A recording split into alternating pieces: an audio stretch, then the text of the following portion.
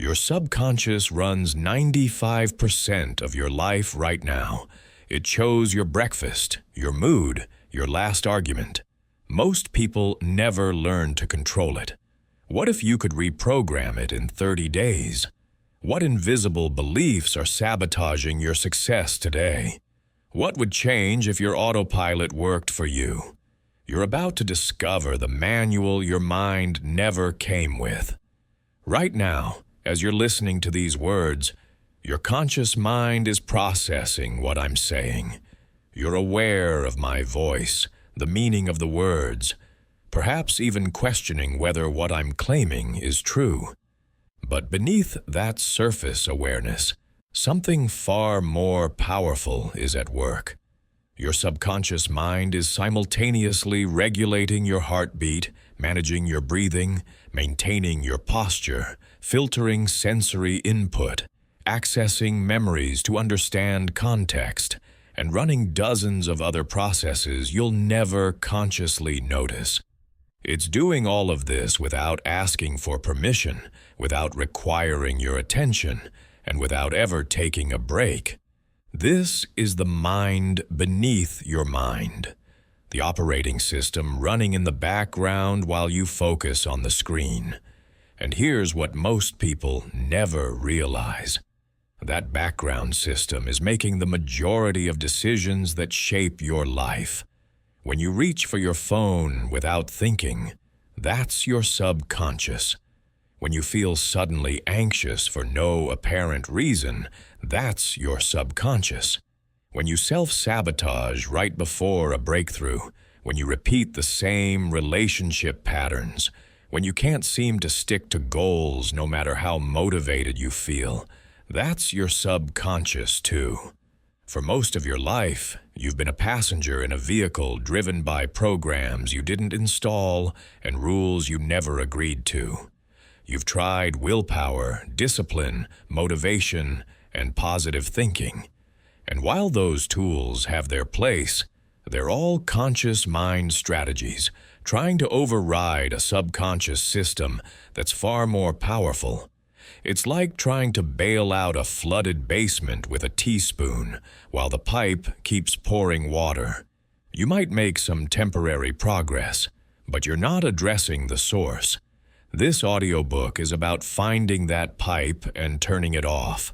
Better yet, it's about learning to redirect the flow so that massive power works for you instead of against you. You're going to learn the language your subconscious actually speaks, the specific techniques that create lasting change, and the daily protocols that will reprogram your mental operating system from the ground up. Not in years, not through decades of therapy or meditation. In 30 days, you can fundamentally alter the automatic patterns that run your life. I'm not talking about surface-level changes. I'm talking about transforming the deepest levels of how you think, feel, and behave. The kind of change where you don't have to force yourself to do the right thing because doing the right thing becomes automatic. Where anxiety doesn't disappear because you're managing it better, but because the subconscious programs that generated it have been overwritten. Where success doesn't require constant effort because your entire system is now calibrated for success as its default state. Sound impossible? It's not. It's just never been explained to you correctly. You've been given the wrong map for the territory you're trying to navigate. Let me give you the right one. The story of human consciousness is the story of two minds operating in one skull. The conscious mind is the one you know intimately. It's the voice in your head, the deliberate thinker, the decision maker. It's logical, analytical, and aware of itself. It's what you think of as you. The conscious mind can hold about 7 pieces of information at once. It processes about 40 bits of information per second. It's slow, effortful, and energy-intensive, and it's in charge of approximately 5% of your daily cognitive activity. The subconscious mind is everything else. It's the vast intelligence that operates below the threshold of awareness. It processes 11 million bits of information per second. It stores every experience you've ever had, every word you've ever heard, every emotion you've ever felt. It runs your autonomic nervous system, manages your habits, generates your emotions, and maintains your sense of identity. It's fast, effortless, and always on, and it's responsible for 95% of your cognitive activity. Here's the critical insight. The conscious and subconscious minds don't speak the same language. Your conscious mind communicates in words, logic, and rational analysis. Your subconscious communicates in images, emotions, patterns, and identity. This is why you can consciously know that public speaking is not actually dangerous, while your subconscious floods your system with panic anyway. Your conscious mind analyzed the situation and concluded there's no threat.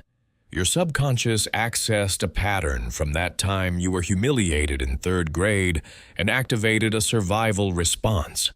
Same input, different languages, conflicting outputs.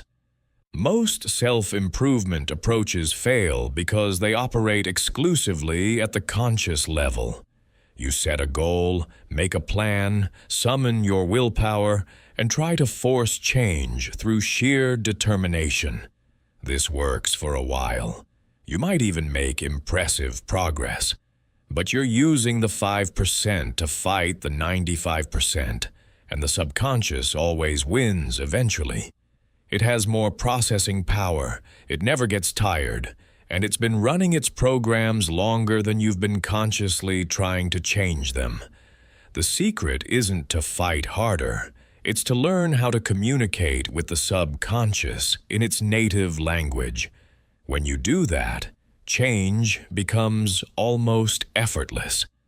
Not because the change itself is easy, but because you're working with your mind's natural architecture instead of against it.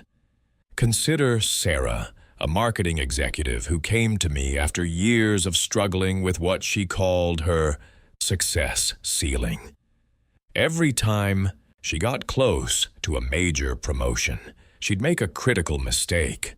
She'd miss an important deadline, get sick right before a big presentation, or say something inappropriate in a key meeting. Consciously, she wanted the promotion desperately. She'd worked for years to get there, but subconsciously, she was terrified of it. We traced the pattern back to age 8, when her mother, stressed and overworked after her own promotion, had told Sarah, "Be careful what you wish for. Success means you never get to rest." That single statement, absorbed in childhood, had become a subconscious program. Success equals exhaustion and loss of peace. So every time Sarah approached a new level of success, her subconscious helpfully sabotaged it to protect her from the terrible fate her mother had described. Consciously knowing this didn't fix it. Sarah had been in therapy for 2 years. She understood the pattern intellectually. She could articulate exactly what was happening and why. But understanding a subconscious program with your conscious mind doesn't turn it off. It's like reading the manual for a computer virus. You understand how it works, but the virus keeps running. What did fix it was reprogramming at the subconscious level. We use the techniques you're about to learn to install a new program. Success means freedom and peace. We didn't just think it or affirm it. We implanted it using imagery, emotion, repetition, and identity shift. We created new neural pathways and reinforced them until they became automatic. Within 6 weeks, Sarah got the promotion. More importantly, she didn't sabotage it. Her subconscious had a new program, and it ran that program automatically. This is what's possible when you stop trying to think your way into new behaviors and start reprogramming the system that generates behaviors automatically. You're not managing symptoms anymore. You're rewriting code. Let me be clear about what this audiobook is and isn't. This isn't positive thinking. Positive thinking is a conscious mind strategy that tries to overcome subconscious programming through optimistic thoughts. It's like putting a smiley face sticker on a broken machine. The machine is still broken. This isn't visualization in the casual sense of occasionally imagining success. This is precise, systematic use of mental imagery as a programming language to write directly to subconscious storage. This isn't motivation. Motivation is temporary emotional fuel that burns out the moment circumstances get difficult. This is about changing your fundamental operating system so that the actions you want to take become your natural default. This is also not a quick fix or a magic pill. Reprogramming your subconscious is one of the most powerful things you can do, and it's remarkably fast compared to most approaches, but it still requires consistent application. You're not going to listen to this audiobook once and wake up transformed. You're going to learn a set of tools and then use those tools daily for at least 30 days. The transformation will be real and lasting, but it requires your participation. What you're about to learn is the synthesis of neuroscience, psychology, hypnotherapy, and practical application refined through working with thousands of clients. These aren't theories. These are proven protocols that have helped people overcome decades-old patterns in weeks.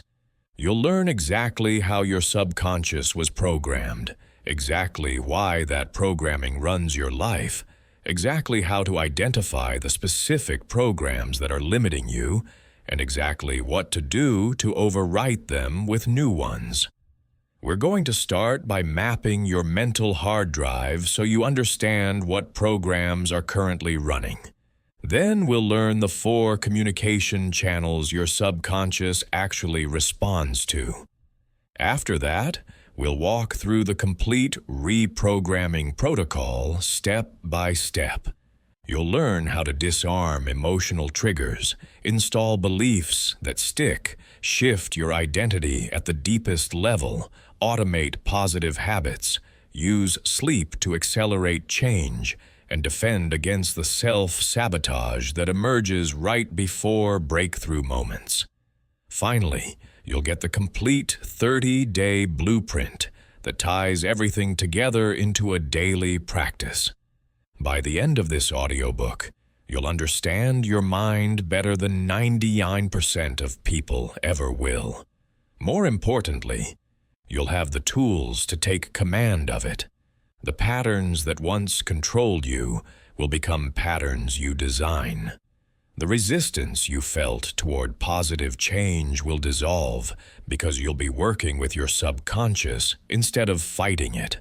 Your conscious goals and subconscious programming will finally align, and when that happens, success stops being something you chase and becomes something you naturally create. Your subconscious has been running your life on autopilot. It's time to take the controls. Let's begin with a question that most people never think to ask. Who installed the programs currently running in your subconscious? You might assume you did, but that's almost never true. The vast majority of your subconscious programming was installed before you were 7 years old by people who had no idea they were programming you, using methods you had no ability to resist. Children exist in what neuroscientists call a hypnagogic state, the same highly suggestible brain state adults experience right before falling asleep. From birth to roughly age 7, a child's brain operates primarily in theta wave frequencies, which means they're essentially in a light trance most of the time. This is evolutionarily brilliant because it allows rapid learning. A child can absorb language, social rules, and behavioral patterns at incredible speed. But here's the problem. They absorb everything with almost no filtering.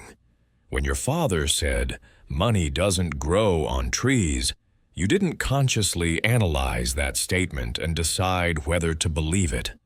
You absorbed it as truth at the subconscious level.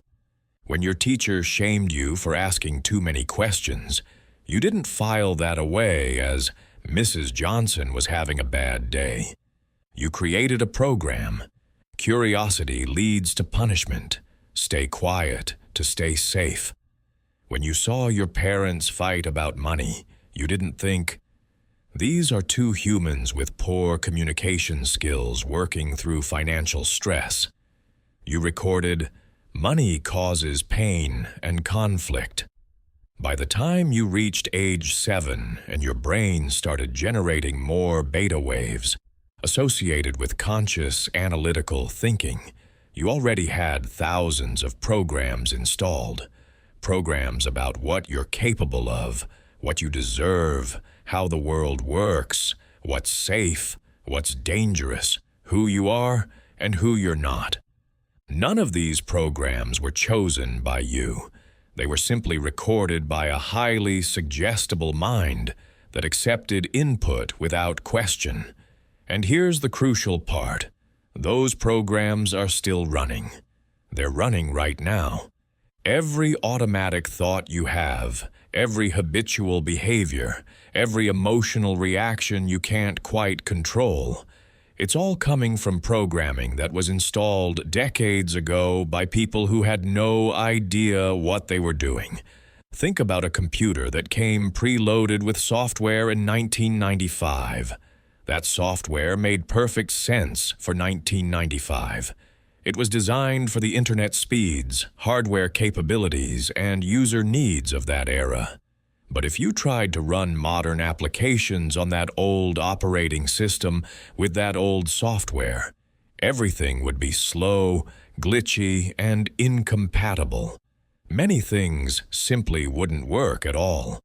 That's your subconscious. It's running programs designed for a different time, installed by people trying to protect and teach a child who no longer exists, in circumstances that are no longer relevant. The program that made you careful and cautious as a 7-year-old to keep you safe is now making you afraid to take necessary risks as an adult.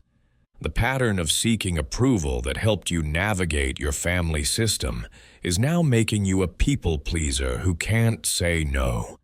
The belief that you have to work hard for everything because nothing comes easy was perhaps a useful motivation in childhood, but is now preventing you from receiving opportunities or delegating tasks. You're not broken. You're not weak. You're not lacking willpower or discipline. You're just running outdated software that's no longer serving you. And just like you can update computer software, you can update your subconscious programming. But first, you need to know what's currently installed. This is the process I call mapping your mental hard drive. Most people go through life never examining the beliefs, patterns, and programs running beneath their conscious awareness. They just accept their automatic thoughts as truth, their emotional reactions as inevitable, and their behavioral patterns as just who they are. But none of that is fixed. It's all programmable. And you can't change what you can't see. The first step in mapping your mental hard drive is to catch your subconscious in the act. For the next 24 hours, I want you to become an observer of your own automatic behavior. Notice the things you do without thinking. Notice the thoughts that appear fully formed in your mind without you consciously generating them. Notice the emotional reactions that arise faster than you can control them. Pay attention to the first thought you have when you wake up. Is it anxious, tired, resentful, excited. Whatever it is, you didn't choose it. Your subconscious generated it automatically based on its programming. Notice how you get ready in the morning. Do you check your phone immediately? Do you hit snooze multiple times? Do you skip breakfast or eat the same thing every day? These aren't conscious decisions. They're automated routines. Notice what happens when someone criticizes you. Do you immediately get defensive? Do you withdraw? Do you internalize it and feel worthless? That reaction happens faster than conscious thought, which means it's coming from a program. Notice how you handle stress. Do you procrastinate? Eat? Shop? Isolate yourself? Compulsively check social media? Your coping mechanisms are subconscious programs installed long ago. Notice your self-talk throughout the day. I'm so stupid. I can't do this. This is too hard. I'm not good enough. I'll never figure this out. Those aren't objective assessments of reality.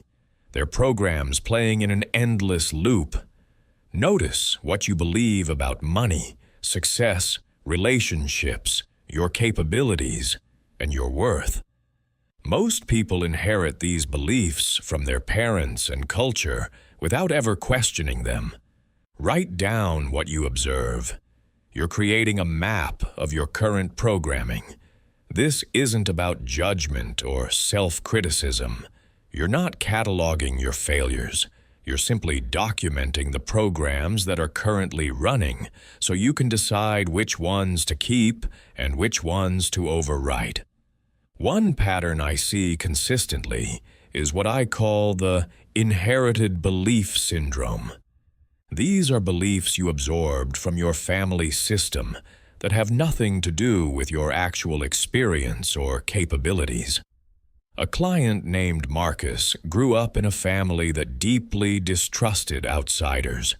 His parents had been burned in business deals and romantic relationships, and they passed on a core belief. People will always let you down. Trust no one. Marcus absorbed this belief completely. By age 30, he was successful in his career but completely isolated. He couldn't maintain friendships or romantic relationships because his subconscious was constantly scanning for signs of betrayal. Every small disappointment confirmed the program.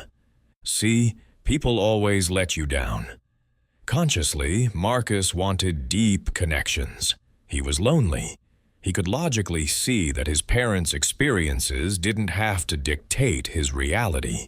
But logic doesn't overwrite subconscious programming. His conscious desire for connection was in direct conflict with his subconscious program to avoid trust. The subconscious program won every time because it was older, deeper, and more automatic. When we mapped Marcus's mental hard drive, he was shocked to discover how many of his personality traits were actually just inherited programs. His independence wasn't a strength, it was a defense mechanism. His ability to see through people wasn't intuition, it was a confirmation bias, looking for evidence to support his trust no one program. His pride in being self-sufficient wasn't confidence, it was a fear of depending on anyone. Once he saw the programs clearly, he could start questioning them. Do people always let you down, or is that what you were taught to believe? Is trust actually dangerous, or is isolation more dangerous? What evidence exists that contradicts this belief? What would be possible if this program wasn't running? These questions don't change programming by themselves, but they create the conscious awareness necessary to begin the reprogramming process. You can't change what you don't know exists. As you map your mental hard drive, you'll likely discover several types of limiting programs. There are the capability beliefs. I'm not smart enough. I'm bad with money. I'm not creative. I can't lose weight. I'm terrible at relationships. These programs define what you believe you're capable or incapable of, and your subconscious works tirelessly to prove them correct. There are the worthiness beliefs. I don't deserve success. Good things don't happen to me. I'm not enough. I'm fundamentally flawed. These programs determine what you allow yourself to receive and achieve. There are the safety beliefs. Visibility is dangerous. Success means stress. Change is threatening. Comfort is the goal. These programs keep you playing small to avoid perceived threats that often don't actually exist. There are the identity beliefs. I'm the responsible one. I'm the screw-up. I'm the helper. I'm the victim. These programs define who you think you are, and you'll unconsciously maintain behaviors that confirm that identity even when it's limiting you. There are also the inherited patterns around money, success, relationships, health, and worthiness. These are often the most insidious because they feel like absolute truth. They're not your beliefs, they're just how the world works. Except they're not. They're just the programming you inherited from people who inherited it from people who inherited it, often going back generations. Take a moment right now and ask yourself, what did your parents believe about money? What did they model about work? What did they teach you about success and what it costs? What did you learn about relationships by watching theirs? What did they communicate about your worth, your capabilities, your potential? Not just through their words, but through their actions, their attention, their emotional responses. These aren't just interesting questions for self-reflection. The answers reveal the core programs running your life. If your father worked himself into exhaustion and you watched him sacrifice health and relationships for career advancement, you likely installed a program. Success requires sacrifice. To achieve means to suffer. If your mother constantly worried about money even when bills were paid, you likely installed a program. There's never enough. Security is impossible. Money is a source of anxiety. If you were praised primarily for achievement and accomplishment, you likely installed a program. My worth is determined by my productivity. Rest is laziness. I'm only lovable when I'm performing. If you were criticized frequently or compared unfavorably to siblings, you likely installed a program.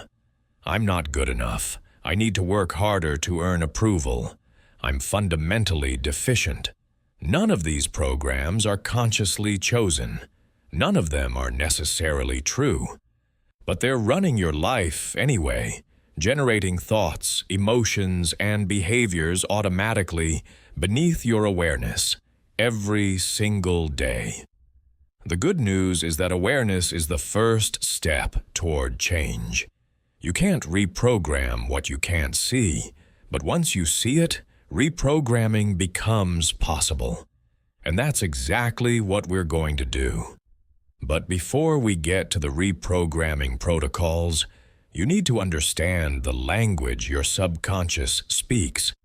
Because you can't install new programs if you're trying to communicate in a language your subconscious doesn't understand. Your conscious mind speaks the language of words and logic. It analyzes, reasons, and makes meaning through verbal processing. If I want to explain a complex concept to your conscious mind, I use words, structured arguments, and logical progression. You're experiencing that right now as you listen to this audiobook. Your conscious mind is processing language, following the logic, and constructing understanding. But your subconscious doesn't work that way. It doesn't process information through verbal reasoning. It processes through 4 primary channels: imagery, emotion, repetition, and identity. If you want to reprogram your subconscious, you need to communicate through these channels. Let me explain how each one works. Imagery is the primary language of the subconscious. Your subconscious thinks in pictures, not words. When you remember an event from your past, you don't recall a verbal description of what happened. You recall images, sounds, feelings, and sensory impressions. When you imagine the future, you create mental movies, not written reports. Your dreams don't consist of paragraphs of text. They're visual, symbolic narratives that bypass verbal processing entirely. This is why visualization is so powerful when done correctly. You're not just imagining success because it feels good. You're literally programming your subconscious by feeding it the images you want it to accept as reality. Your subconscious cannot tell the difference between a vividly imagined experience and a real one. Brain scans show that imagining an action activates the same neural pathways as physically performing that action. Athletes have known this for decades. They mentally rehearse their performance, and their actual performance improves even though they haven't physically practiced. But here's where most people get visualization wrong. They create vague, distant images and wonder why nothing changes. To program your subconscious through imagery, you need to create detailed, first-person, emotionally charged mental experiences. Not watching yourself succeed from a distance like a movie, but seeing what you would see through your own eyes, hearing what you would hear, feeling what you would feel. The more sensory detail you include, the more real it becomes to your subconscious.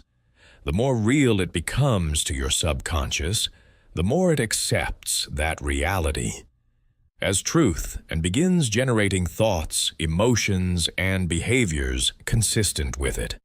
Emotion is the second language of the subconscious. Your subconscious stores and retrieves information based on emotional charge. This is why you can forget 100 mundane days, but remember in vivid detail the day something made you feel intense emotion. Joy, fear, shame, excitement. These emotions act like highlighters, marking certain experiences as important and burning them into long-term memory. When you're trying to install a new belief or pattern, attaching emotion to it exponentially increases the speed and depth of installation. This is why affirmations often fail. People repeat words like, "I am confident, I am successful, I am worthy," but they say them mechanically, without feeling. The words go into the conscious mind, maybe generate a moment of good feeling, and then disappear without touching the subconscious at all. But if you can generate genuine emotion while affirming a new belief, if you can feel what confidence feels like in your body, feel what success feels like, feel what worthiness feels like, you're now speaking the subconscious language of emotion. You're not just stating a belief, you're installing it. This is also why traumatic experiences have such lasting impact. A single moment of intense fear can install a program that runs for decades. Your subconscious interpreted the intense emotion as a signal. This is important. Remember this. Protect against this happening again. It created a program designed to keep you safe. The problem is that program keeps running long after the danger has passed, often in situations where no actual danger exists. The third language is repetition. Your subconscious learns through pattern recognition and reinforcement. One exposure to an idea does almost nothing. 100 exposures to an idea rewires your neural pathways. This is why you can read a self-help book, feel inspired, and then return to your old patterns 2 weeks later. You exposed your conscious mind to new information. Once maybe twice. Your subconscious has been running its current programs thousands of times per day for decades.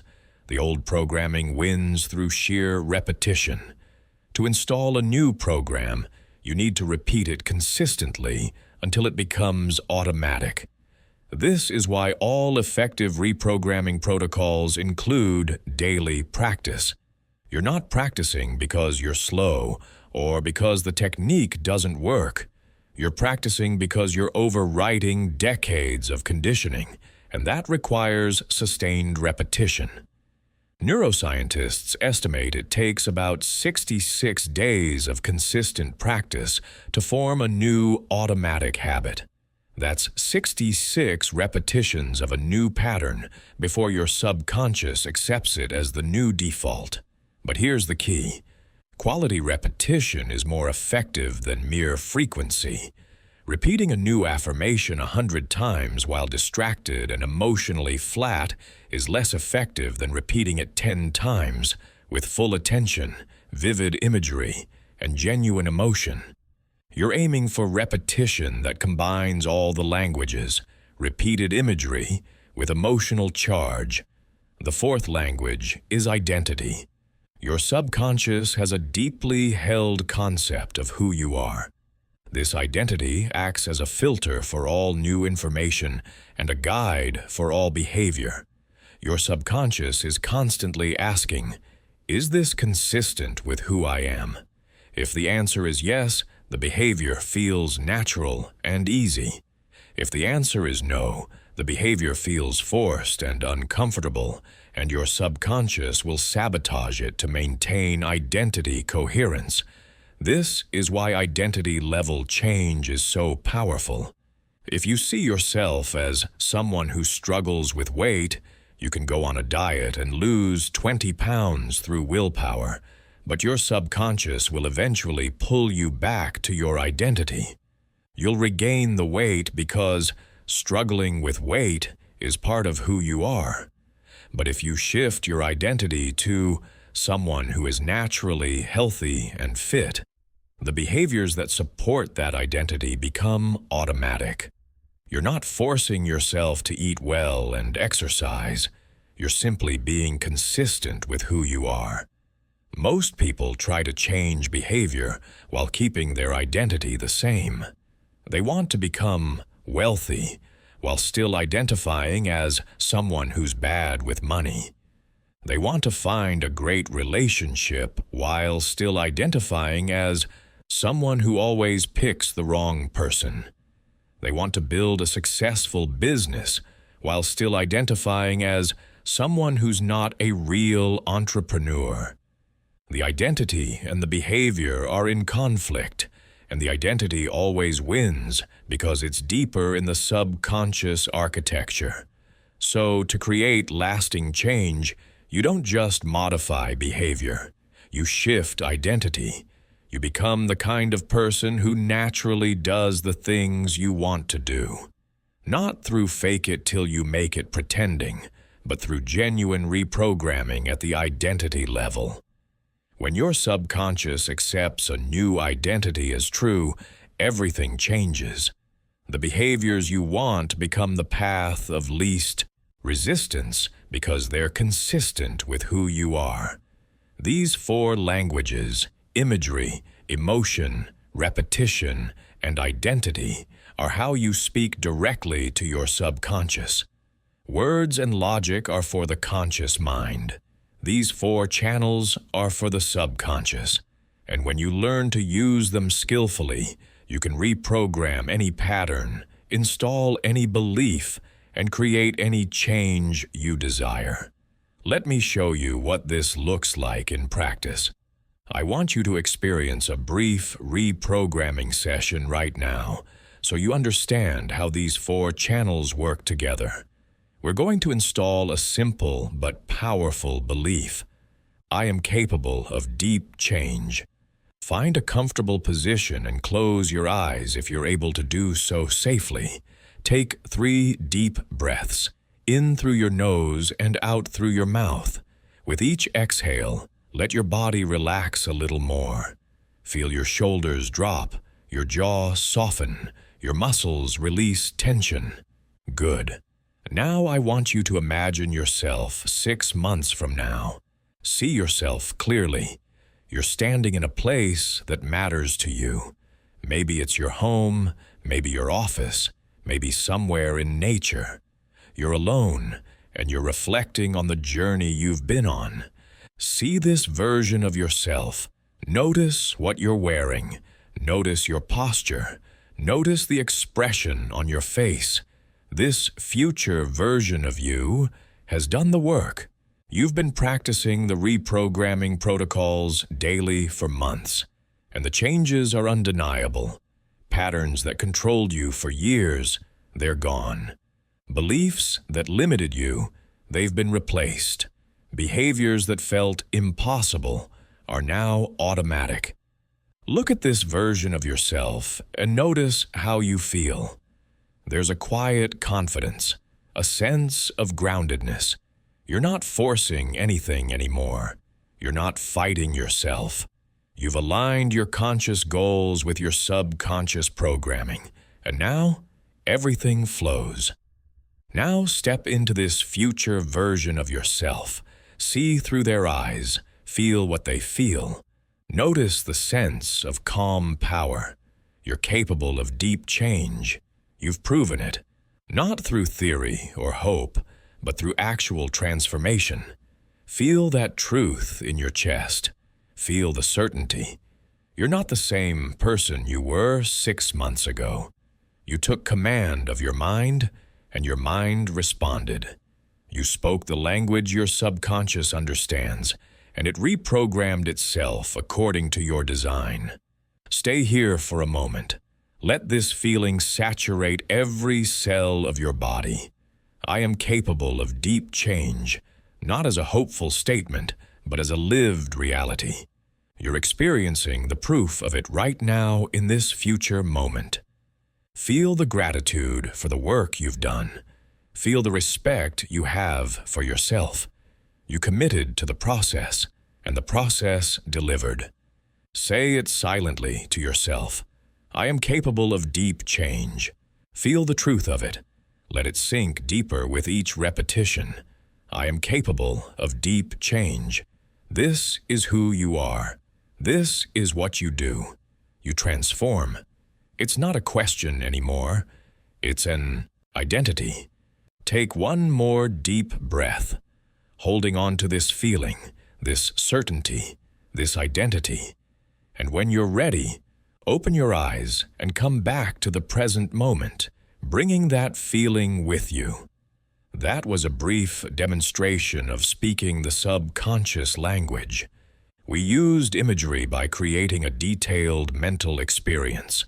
We used emotion by generating feelings of confidence, groundedness, and certainty. We used repetition through the repeated phrase, I am capable of deep change. And we used identity by positioning deep change as part of who you are, not just something you do. In just a few minutes, we began installing a new program. If you repeated that visualization daily for 30 days, that program would become deeply embedded in your subconscious architecture. This is how reprogramming works, not through thinking about change, but through experiencing the change at a subconscious level until your mind accepts it as reality. And once your subconscious accepts something as reality, it automatically generates thoughts, emotions, and behaviors consistent with that reality. Now let's talk about the complete reprogramming protocol. This is the systematic process for identifying a limiting program, interrupting it, and replacing it with an empowering one. The protocol has 5 steps: locate, interrupt, replace, reinforce, and integrate. Each step is essential. Skip one and the programming won't stick. Step 1 is locate. You cannot change what you cannot see. This is where the mental hard drive, mapping we discussed earlier, becomes critical. You need to identify the specific limiting belief or pattern you want to overwrite. Not a vague, I want to be more confident, but a specific program. I believe I'm not smart enough to succeed in my career. Or, I have a pattern of self-sabotaging right before I achieve a goal. Or, I feel anxious in social situations because I believe people are judging me. Get specific. What exactly is the thought? When does it arise? What triggers it? What emotion accompanies it? What behavior does it drive? The more precisely you can identify the program, the more effectively you can change it. Vague awareness produces vague results. Precise awareness produces precise change. Step 2 is interrupt. Once you've located the program, you need to interrupt its automatic operation. This is crucial because subconscious programs run on autopilot. They're triggered by specific cues, they run their sequence, and they produce their outcome without conscious intervention. To reprogram, you first need to interrupt that automatic sequence. The interrupt technique is simple but powerful. The moment you notice the limiting thought or pattern arising, you consciously intervene. You can do this physically by literally moving your body, snapping your fingers, or changing your posture. You can do this verbally by saying, "Stop," or "That's the old program" out loud. You can do this mentally by visualizing a stop sign or imagining unplugging a machine. The specific method doesn't matter. What matters is that you create a conscious break in the automatic pattern. This sounds almost too simple to work, but it's neurologically profound. Every time you interrupt an automatic program, you weaken the neural pathway that runs it. The program's hold on you is based partly on the fact that it runs unopposed. By interrupting it, you're introducing conscious awareness into an unconscious process. You're demonstrating to yourself that you're not enslaved to the pattern. You can catch it, you can stop it, and if you can stop it, you can change it. Most people never interrupt their limiting patterns. They just experience them, believe them, and act on them automatically. They have a thought like, "I'm not good enough," and they accept it as truth without question. Then they make decisions based on that thought, which reinforce the pattern, which makes it even more automatic. It's a self-reinforcing loop. The interrupt breaks that loop. Step 3 is replace. Interrupting the old program creates a gap, a moment of possibility. But if you don't fill that gap with something new, the old program will just reinstall itself. Nature abhors a vacuum, and so does your subconscious.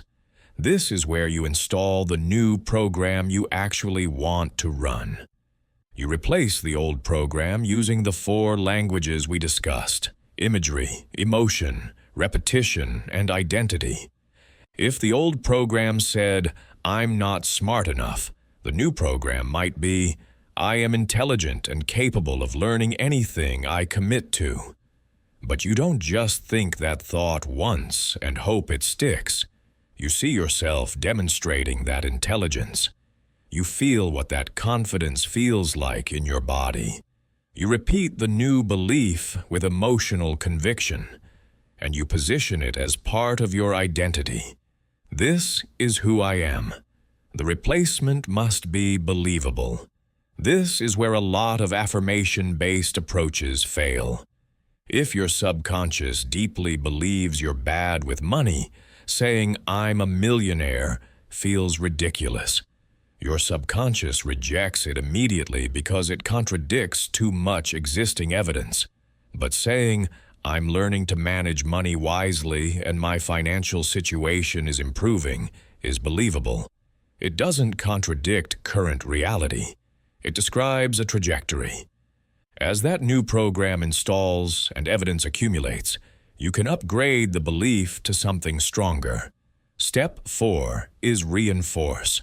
One replacement isn't enough.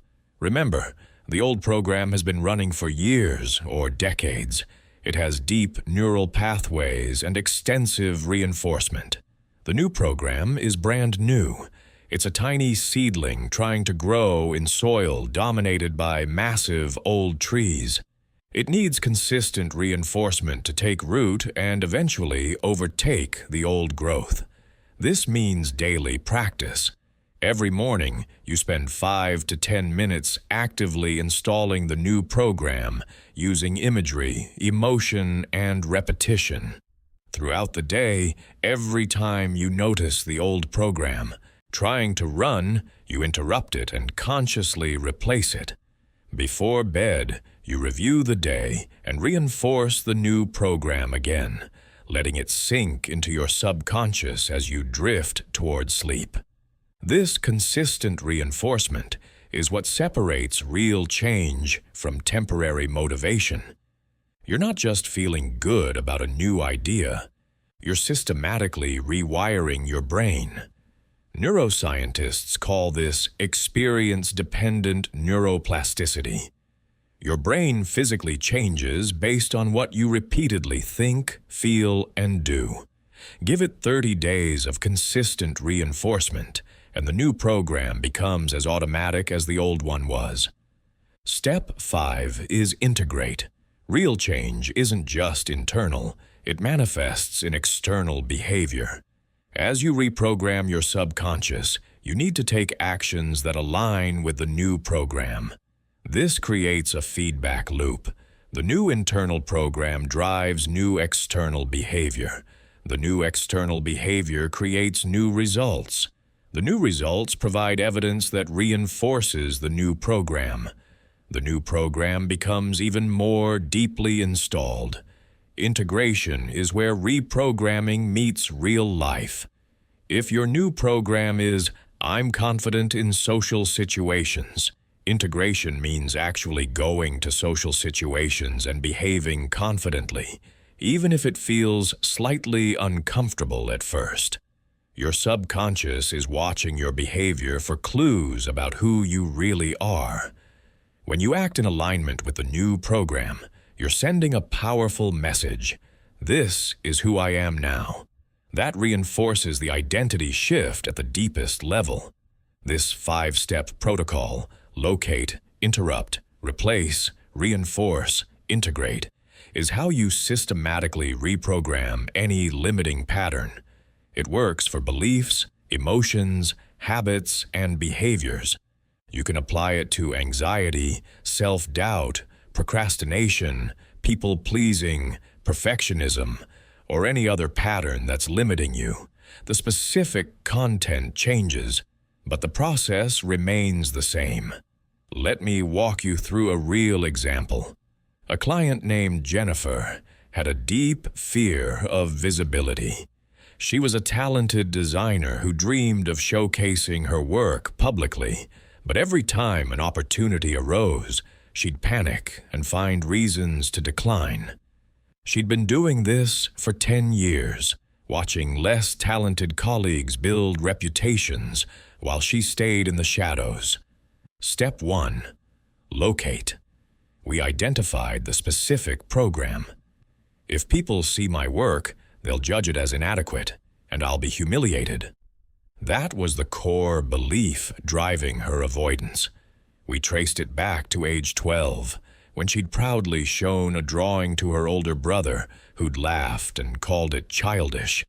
That single moment of humiliation had installed a program, showing my creative work leads to shame. Step 2. Interrupt. Jennifer learned to catch the fear response the moment it started. When an opportunity for visibility arose and panic began, she'd physically stand up and move, interrupting the pattern. She'd say out loud, "That's the old program from when I was 12. It's not running my life anymore." Step 3. Replace. She created a new program. Sharing my work is how I grow, connect, and contribute. People respond positively to my unique creative voice. She visualized herself confidently presenting her designs, seeing people's faces light up with appreciation, feeling proud and fulfilled. She generated the emotion of confidence and excitement rather than fear. She repeated the new belief daily with conviction. She began identifying as someone who shares their gifts with the world. Step 4. Reinforce. Every morning for 30 days, Jennifer spent 10 minutes installing the new program through visualization and emotional rehearsal. Throughout the day, whenever the old fear arose, she interrupted it and consciously replaced it with the new program. Before bed, she reviewed any moments of progress, reinforcing the new identity.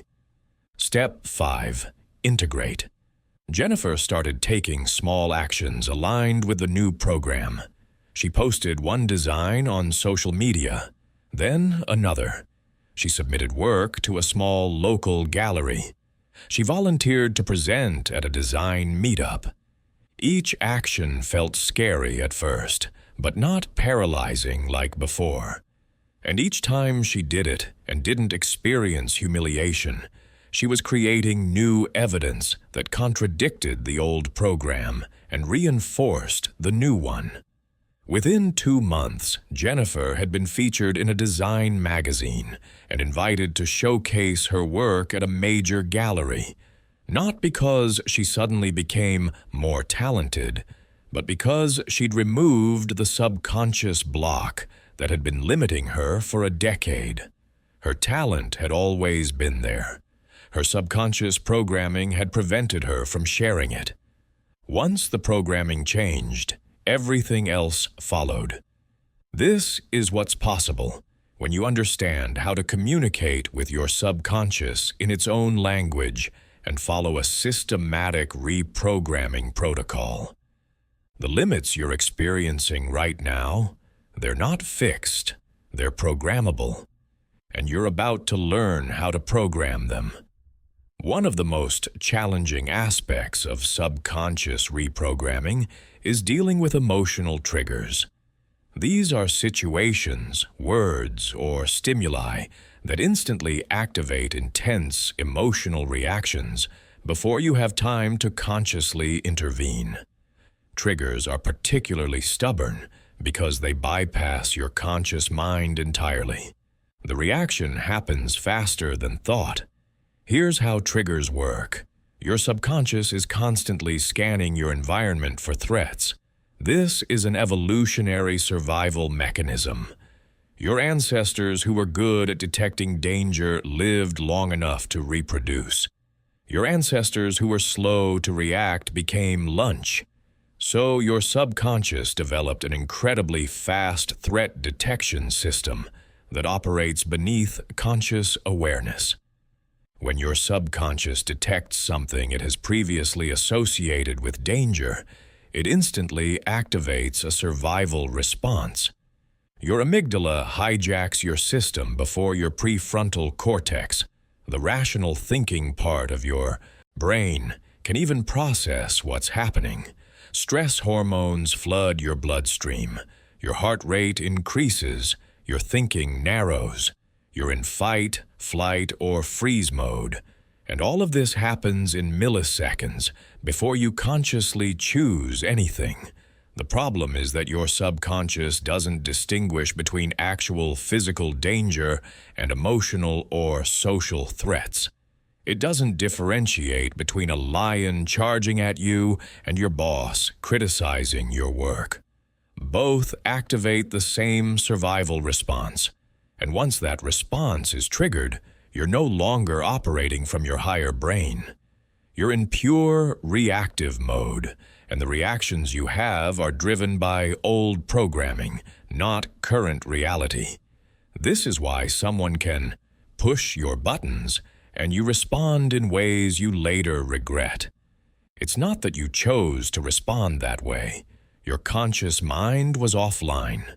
Your subconscious took over, ran its threat response program, and generated automatic behavior designed to protect you from a danger that may not even exist. The good news is that triggers can be reprogrammed. The emotional charge associated with a trigger can be diffused. The automatic response can be interrupted and replaced. But it requires working at the subconscious level, not the conscious level. Understanding your trigger intellectually doesn't diffuse it. You need to reprogram the subconscious association itself.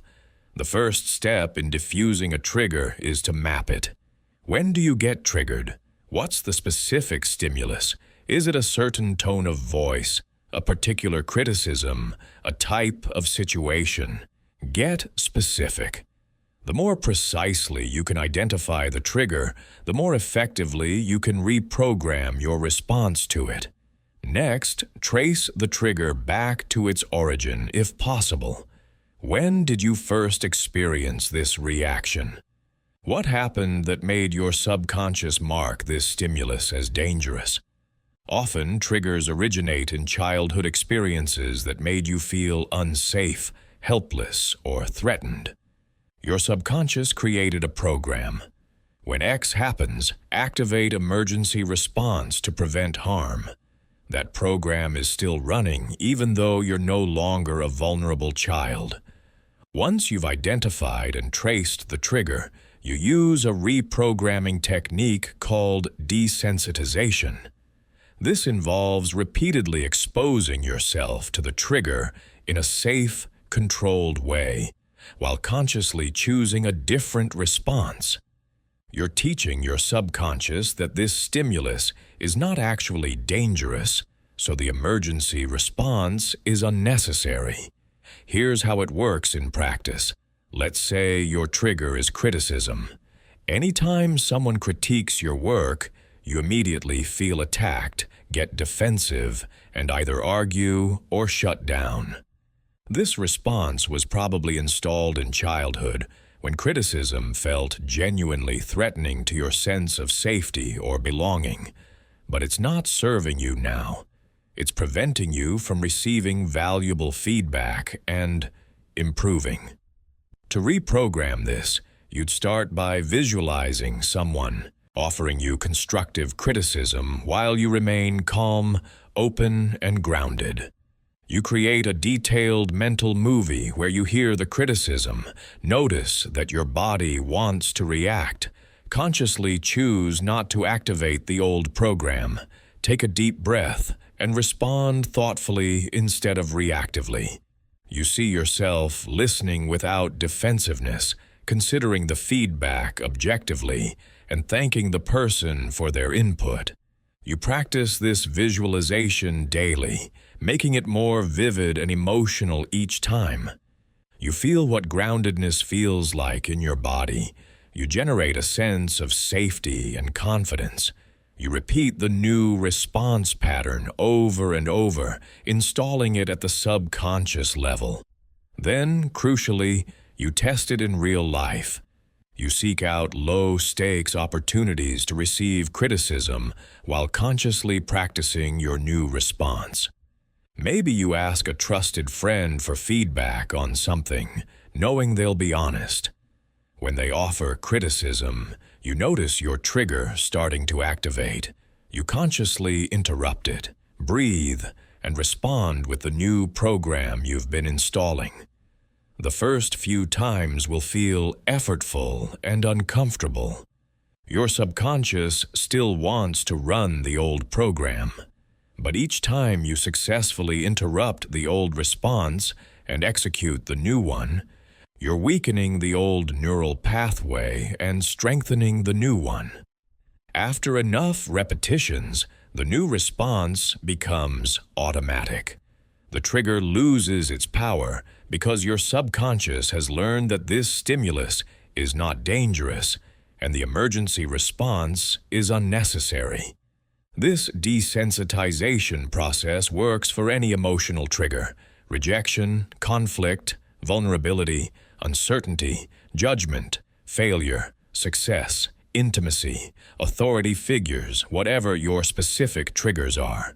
The key is to work at the subconscious level through visualization, emotion, and repeated practice, rather than trying to logic your way out of automatic reactions. Another powerful technique for handling triggers is what I call the observer position. This is a mental stance where you learn to watch your emotional reactions without being consumed by them. Most people are completely identified with their emotions. When anger arises, they are angry. When fear arises, they are afraid. There's no space between the emotion and their sense of self.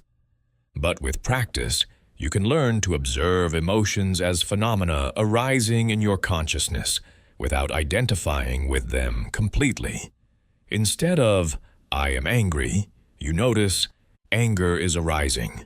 It's a subtle shift in perspective, but it creates crucial space. That space allows you to choose your response rather than being hijacked by automatic reactivity. The observer position isn't about suppressing emotion or pretending you don't feel what you feel. It's about creating enough conscious awareness that you're not completely at the mercy of automatic emotional programming.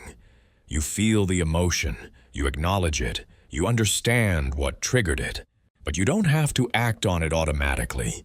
You have choice. Developing the observer position takes practice.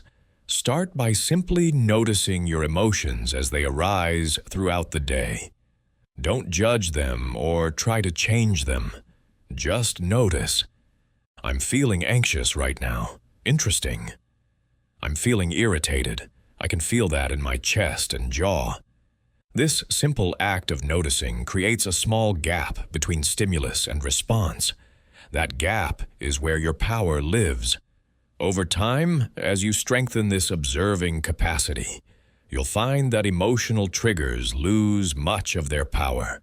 You still feel the emotions, but you're not controlled by them. You can feel anger and choose not to lash out. You can feel fear and choose to move forward anyway. You can feel triggered and choose to respond from your higher self rather than your wounded self. This is emotional mastery, not the absence of emotion, but the ability to experience emotion without being enslaved by it.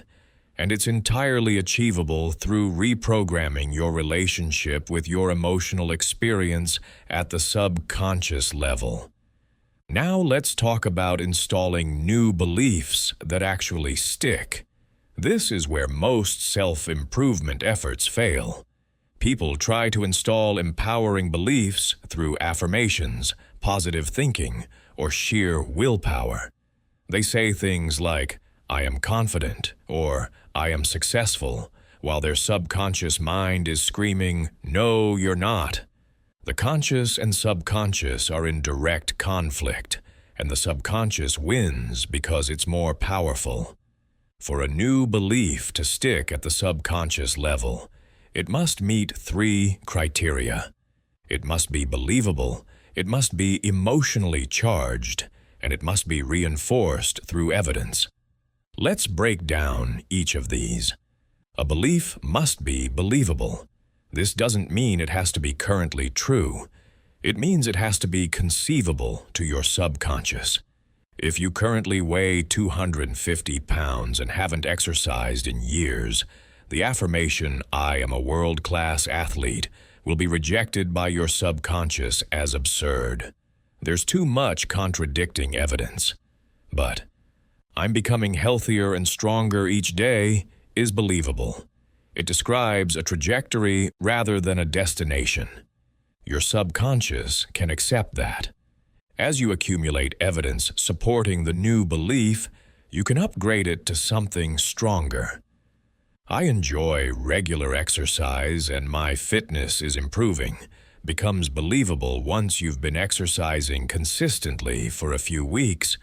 Then later it might become, "I'm an active person who prioritizes health and fitness," once that's been your consistent pattern for months.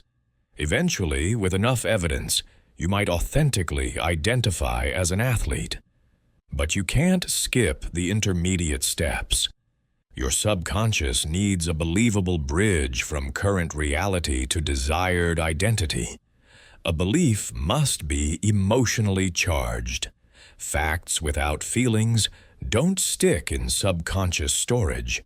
This is why you can hear the same piece of advice 100 times, and it does nothing.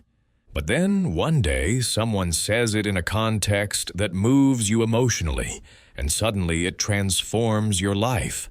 Same information, different emotional charge.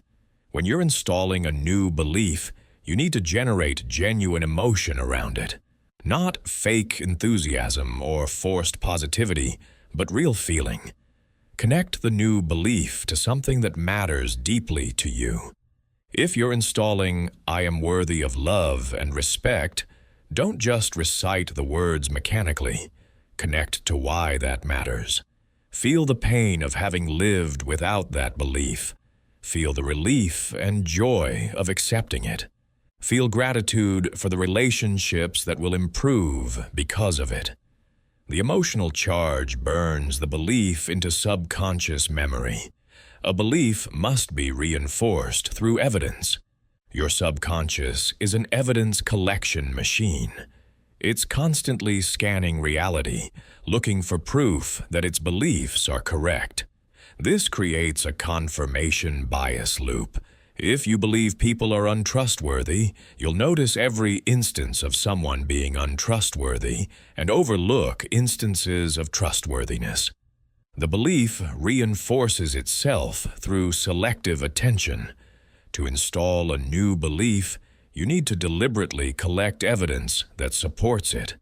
If you're installing, "I am capable and competent," you actively look for evidence of your capability and competence.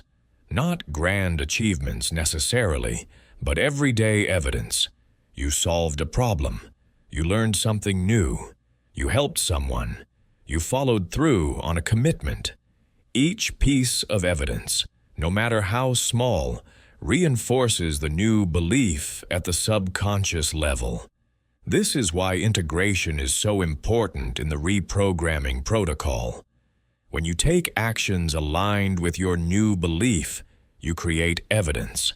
That evidence proves to your subconscious that the new belief is true. The more evidence accumulates, the more deeply embedded the belief becomes. There's also a powerful technique for accelerating belief installation called future memory creation. This leverages your subconscious's inability to distinguish between vividly imagined experiences and real ones. You create detailed mental simulations of yourself, embodying the new belief and experiencing the results of it.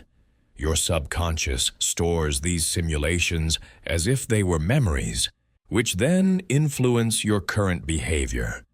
For example, if you're installing the belief, "I'm an effective public speaker," you'd spend time each day visualizing yourself, giving presentations with confidence and skill. You'd see the audience engaged and responsive. You'd feel calm and energized. You'd hear the positive feedback afterward. You'd make these mental rehearsals as detailed and emotionally charged as possible. Your subconscious stores these rehearsals as evidence. "I've done this before, I can do it again."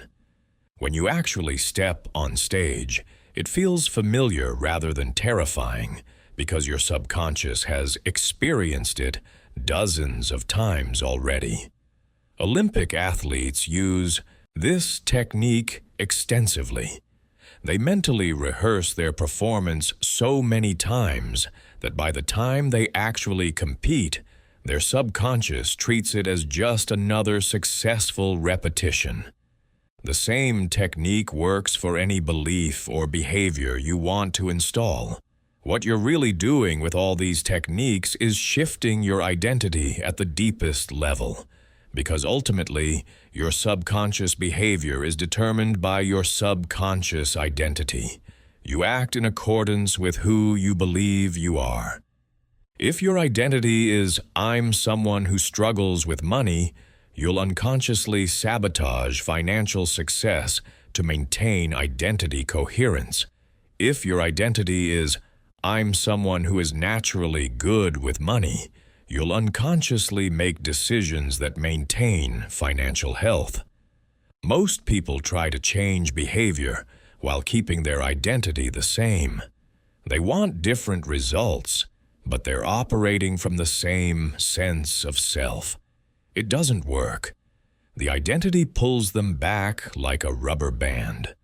But if you shift the identity first, the behavior follows naturally. Identity shift happens through the same reprogramming process we've been discussing, but with a specific focus. You identify your current identity in a particular domain. Who am I when it comes to money, relationships, health, career? Then you consciously design your desired identity. Who do I want to be? What does that person believe? How do they think? How do they behave? What's important to them? Then you begin living from that new identity immediately, not waiting until you've achieved certain results, not fake it till you make it in a superficial way, but genuinely embodying the beliefs, thoughts, and behaviors of your desired identity right now. You act in accordance with who you're becoming, not who you've been. And as you consistently do this, your subconscious begins to accept the new identity as true. Your sense of self shifts, and once your sense of self shifts, everything else follows. A client named David used this process to transform his financial situation. He'd been bad with money his entire life. That was his identity. He earned decent income, but always seemed to be broke. He'd spend impulsively, avoid looking at his accounts, and feel anxious about money constantly. He'd tried budgets, financial advisors, and accountability partners. Nothing stuck because his identity hadn't changed. He was still someone who's bad with money, trying to do things that someone good with money would do. The behavior felt inauthentic, so it didn't last. We worked on identity shift. First, we identified his current money identity. I'm careless with money. I don't understand finances. I'll always struggle financially. Then we designed his desired identity. I'm someone who manages money wisely. I make informed financial decisions. I'm building wealth steadily.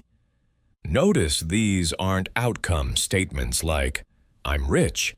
They're identity statements about the kind of person he is.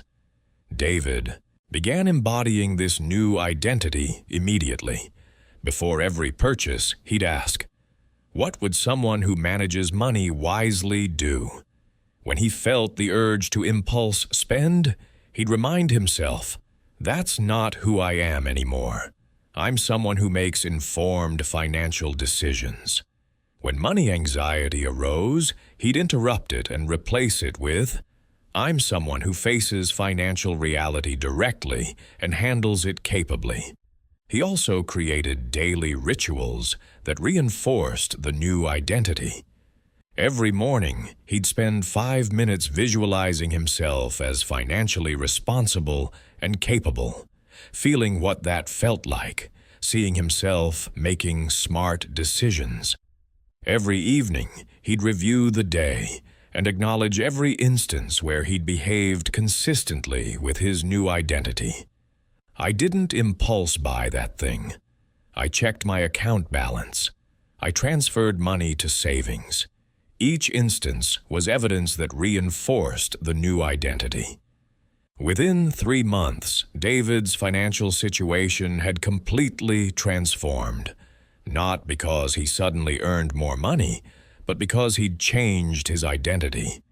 The person he'd become naturally made different decisions than the person he'd been.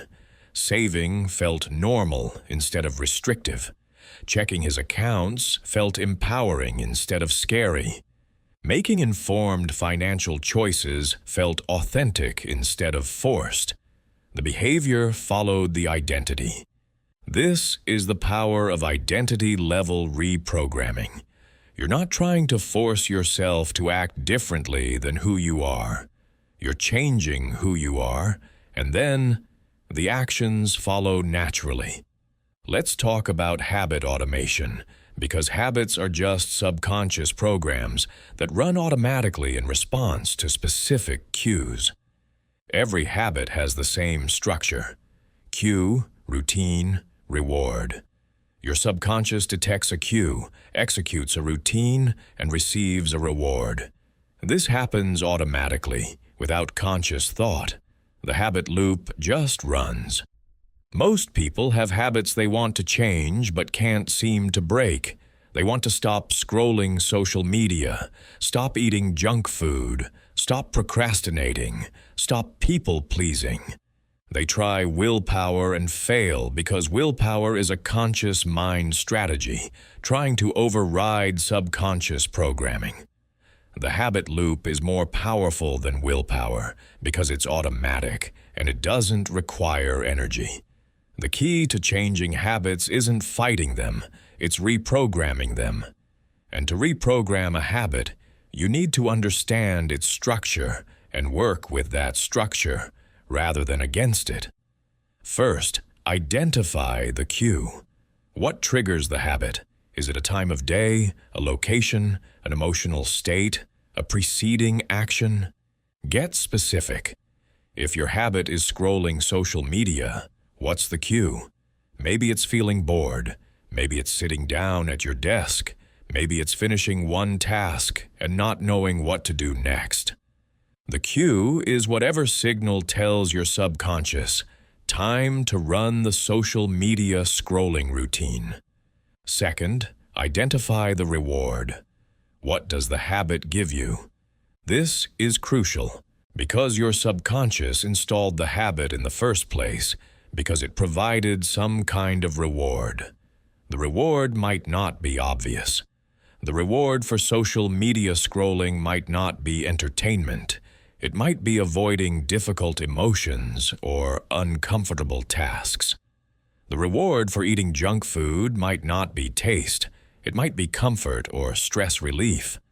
Once you know the cue and the reward, you can reprogram the routine while keeping the structure intact.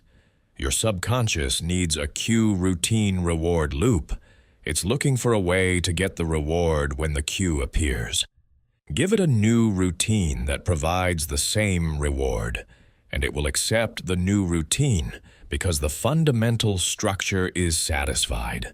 For example, if the cue is stress and the reward is comfort and the routine is eating junk food, you might replace the routine with 5 minutes of deep breathing or a short walk. Same cue, stress. Same reward, comfort and relief. Different routine, one that serves you better. At first, the new routine will feel less satisfying than the old one because the old one is deeply ingrained. But if you consistently execute the new routine in response to the cue, it will gradually install as the new automatic program. The key is consistency.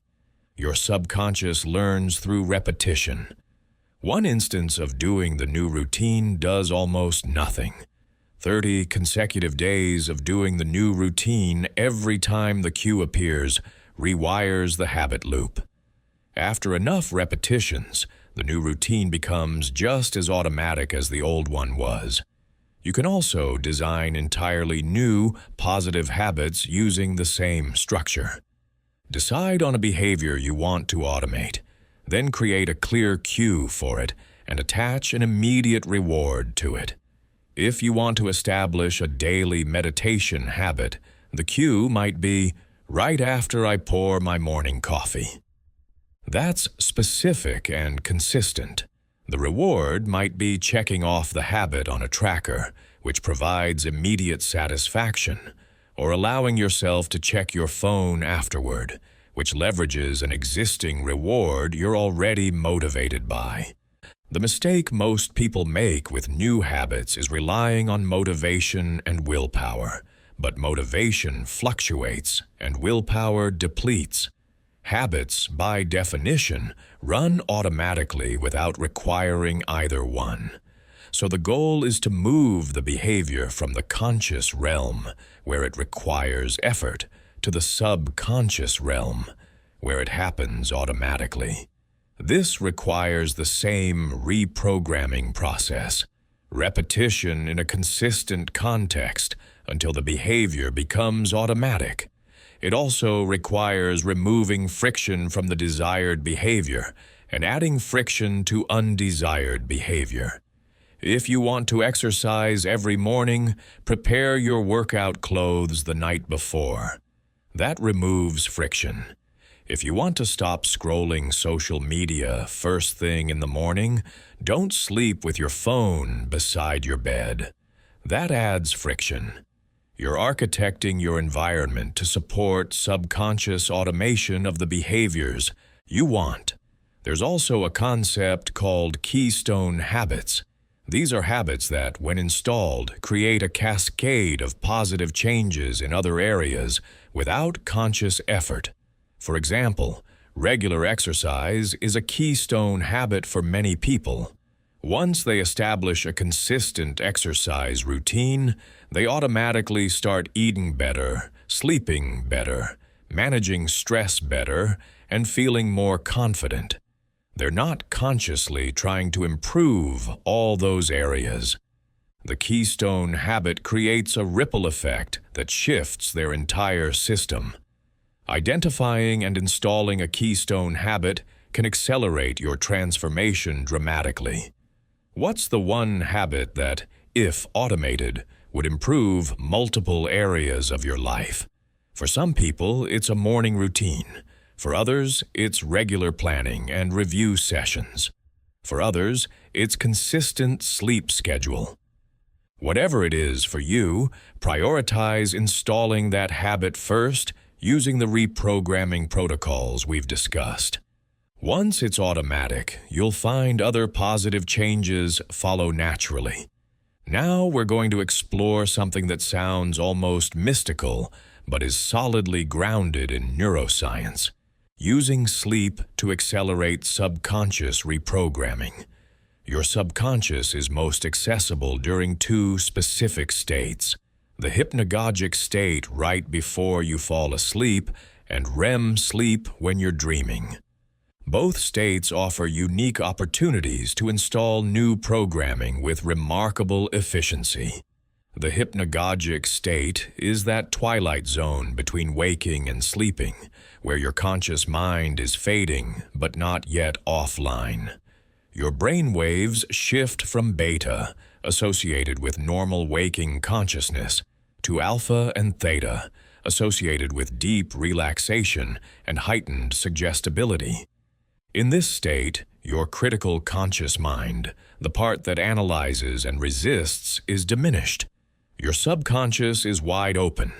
This is the same state children exist in most of the time, which is why they absorb programming so rapidly. And it's the state that hypnotherapists induce to install suggestions directly into the subconscious. You can access this state naturally twice a day, right before you fall asleep at night and right after you wake up in the morning, though the evening window is usually more powerful for programming. Here's how to use it. As you're lying in bed, preparing for sleep, instead of scrolling your phone or letting your mind wander into worry, you consciously focus on the belief or pattern you're installing. You create a vivid mental image of yourself embodying that new program. You feel the emotions associated with it. You repeat the core statements to yourself. You're essentially doing a reprogramming session in the exact brain state where your subconscious is most receptive. Because your conscious mind is fading, there's less resistance. The new program slips past your mental defenses and installs directly. Then, as you drift into sleep, your subconscious continues processing that programming throughout the night. You're using approximately 8 hours of subconscious processing time to consolidate the new pattern. This technique is remarkably powerful, but most people waste the hypnagogic state on mental junk food. They scroll social media, watch random videos, or replay the day's stresses. They're programming their subconscious with garbage right at the moment it's most receptive. No wonder they wake up feeling anxious or unmotivated. Instead, make the last thing you consciously focus on before sleep the exact programming you want to install. If you're working on confidence, the last thoughts before sleep are confident thoughts, confident images, confident feelings. If you're working on abundance, the last thoughts are abundant thoughts, seeing yourself with resources, feeling grateful and secure. Your subconscious takes those thoughts into sleep and processes them deeply. There's also a technique called dream incubation that's been used for thousands of years across cultures. You pose a question or problem to your subconscious before sleep and ask for a solution. Your conscious mind doesn't have to know the answer. You're accessing the vastly greater processing power of your subconscious during sleep. Here's how it works. Before sleep, clearly state the question or problem. How can I resolve this conflict with my colleague? Or, what's the next step for my business? Or, what belief is blocking my progress? State it clearly, then release it. Don't try to figure it out consciously. Just pose the question and trust that your subconscious will work on it. Often you'll wake up with sudden insight, or the answer will come to you during the following day, seemingly out of nowhere. What's really happening is your subconscious processed the question during sleep, accessing information and making connections your conscious mind couldn't, and then delivered the answer when you were back in a receptive state. This works because your subconscious has access to information your conscious mind has forgotten or never consciously processed. It can make connections across vast amounts of data. It's not magical, it's just a different processing system with different capabilities. By posing questions before sleep, you're leveraging that processing power. Then there's REM sleep and dreaming. Dreams are your subconscious processing experiences, emotions, and information. They're often symbolic rather than literal, using imagery and narrative to work through psychological material. While you can't directly control your dreams, you can influence them through your waking practices and pre-sleep programming. If you're consistently working on a particular belief or pattern during the day and reinforcing it before sleep, it will begin appearing in your dreams. You might dream scenarios where you're embodying the new pattern. You might dream symbolic representations of the internal changes occurring. These dreams are evidence that the reprogramming is working at deep levels. Some people develop the ability to become conscious during dreams, a state called lucid dreaming. In a lucid dream, you're aware you're dreaming while the dream is happening. This creates an extraordinary opportunity for subconscious reprogramming because you're directly interacting with subconscious content while in a highly suggestible state. You can use lucid dreams to practice behaviors, confront fears, or install new patterns. A person with social anxiety might use a lucid dream to practice confident social interactions in a safe environment. Because the subconscious can't distinguish between vividly imagined experiences and real ones, the practice in the lucid dream creates real neural changes that translate to waking behavior. Developing lucid dreaming ability takes practice and isn't necessary for effective reprogramming, but it's a powerful advanced technique for those interested in exploring it. The key point is that sleep, and particularly the transitional states around sleep, offer a unique opportunity to accelerate subconscious change. Make it a non-negotiable practice. The last 10 minutes before sleep are dedicated to installing the programming you want. No screens, no stress, no mental junk. Just focused reprogramming in the state where your subconscious is most receptive. Over 30 days, those 10 minutes per night accumulate into 5 hours of hypnagogic programming. Combined with your daytime practices, that's enough to create profound transformation. Now let's address something that derails most people's transformation efforts: subconscious sabotage. Just when you're making real progress, something inside you seems to work against you. You procrastinate on the important project. You pick a fight with your partner. You get sick. You make a costly mistake. You revert to old patterns. It feels like self-sabotage, and that's exactly what it is. But it's not coming from your conscious self. It's coming from your subconscious, and it's trying to protect you. This is one of the most misunderstood aspects of personal change. People experience self-sabotage and conclude that they don't really want to change, or that they're weak, or that they're broken somehow. None of that is true. Self-sabotage is your subconscious trying to keep you safe by preventing change that feels dangerous.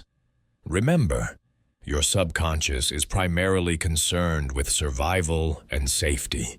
It's not concerned with your growth, your happiness, or your potential. It's concerned with keeping you alive and maintaining homeostasis.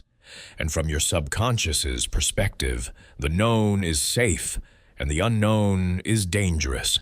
Even if the known is limiting, uncomfortable, or painful, at least it's familiar. You've survived it so far. Change, even positive change, represents uncertainty.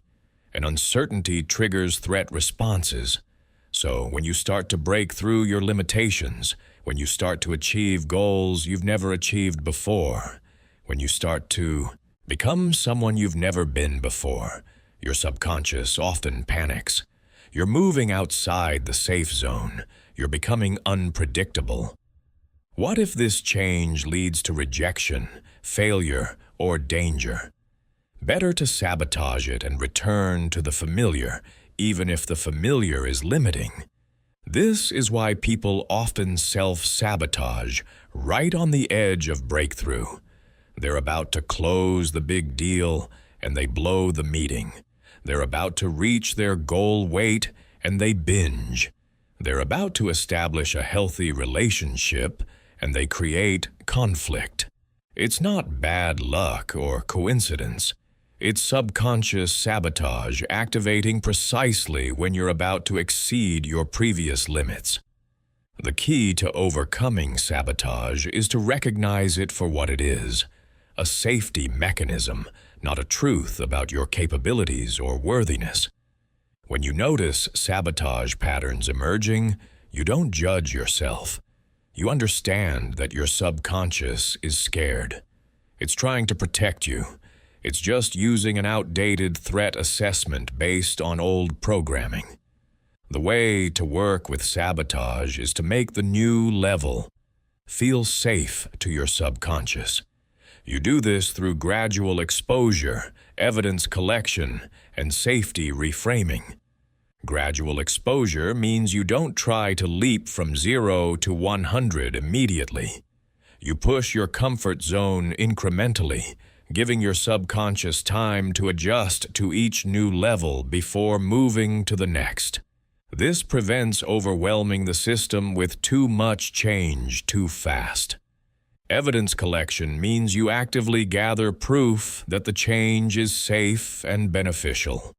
Each time you succeed at the new level without disaster occurring, that's evidence. Each positive result, each piece of feedback, each moment of, "I did it and I'm okay," you consciously acknowledge and let your subconscious register it. You're proving to your safety-focused subconscious that this change is not dangerous. Safety reframing means you explicitly address your subconscious's concerns. If you're afraid that success will lead to more responsibility and stress, you reframe. Success gives me more resources and options, which makes life easier, not harder. If you're afraid that becoming confident will make you arrogant and alienate people, you reframe. Confidence makes me more comfortable in my own skin, which actually makes me more pleasant to be around. You're giving your subconscious a new story about why the change is actually safer than staying the same. You can also use a technique I call pre-breakthrough preparation. When you're approaching a new level of achievement, relationship, health, or any other area, you consciously anticipate that sabotage patterns might emerge. You don't wait for them to surprise you. You expect them. And you prepare your response in advance. You might say to yourself, "I'm about to break through in my business. I know my subconscious might try to sabotage this because it's unfamiliar territory. If I notice procrastination, sudden fear, impulses to quit, or unexpected obstacles, I'll recognize that as the sabotage pattern. I won't believe it. I'll interrupt it, remind myself this is just my subconscious trying to keep me in the familiar zone, and I'll keep moving forward anyway." This pre-commitment is powerful because when the sabotage emerges, and it often does, you've already decided how you'll respond. You're not caught off guard. You're not swept away by the fear or the impulse. You recognize it as the predictable pattern you prepared for, and you execute your pre-planned response. Over time, as you consistently interrupt sabotage and keep moving forward, your subconscious learns that the new level is safe. The breakthrough happens. You survive it. You even thrive in it. And your subconscious updates its safety assessment. The new level becomes the new familiar. Your comfort zone expands, and the next level of growth becomes accessible. This is how you systematically expand beyond your previous limits without being pulled back by subconscious sabotage. You understand that resistance is not evidence that you can't do it. Resistance is evidence that you're growing beyond your previous programming, and your subconscious needs reassurance that growth is safe. We've covered a tremendous amount of information about how your subconscious works and how to reprogram it. Now we're going to bring it all together into a practical 30-day blueprint that you can implement immediately. This is your complete daily protocol for systematic subconscious reprogramming. The blueprint has 3 daily components and 1 weekly component. The 3 daily components are the morning reprogramming sequence, the midday pattern interrupt practice, and the evening integration session. The weekly component is a deep reprogramming session where you work intensively on a specific pattern or belief. Let's walk through each one.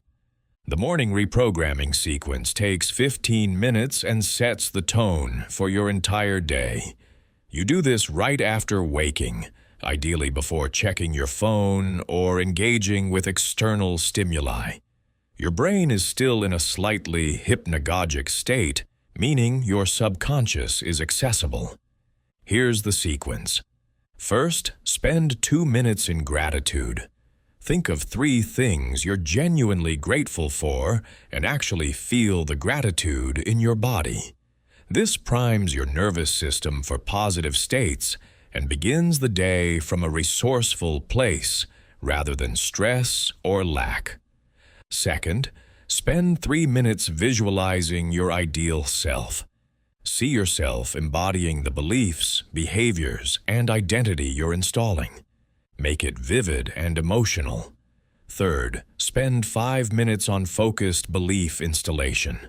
This is where you use imagery, emotion, and repetition to install your primary belief or pattern for this 30-day cycle. Fourth, spend 3 minutes on behavioral rehearsal. Mentally walk through your day and visualize yourself handling challenging moments from your new programming rather than old patterns. Fifth, spend 2 minutes setting intention. State clearly what you're committed to embodying today. This 15-minute sequence programs your subconscious at the start of the day when it's most receptive.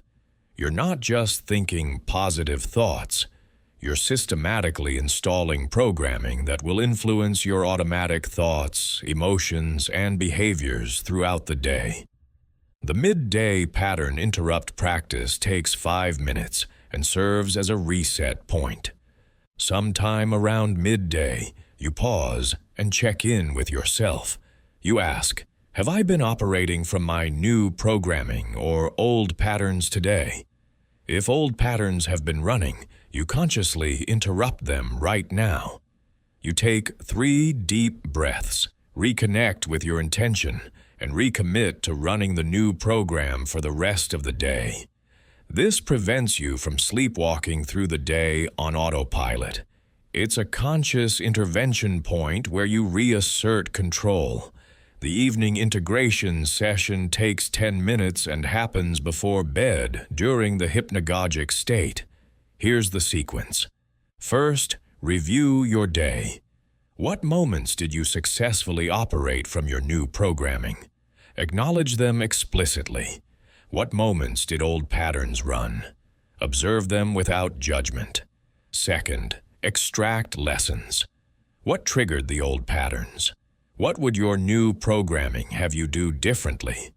Third, forgive and release. Let go of any moments where you fell short. They're data, not failure.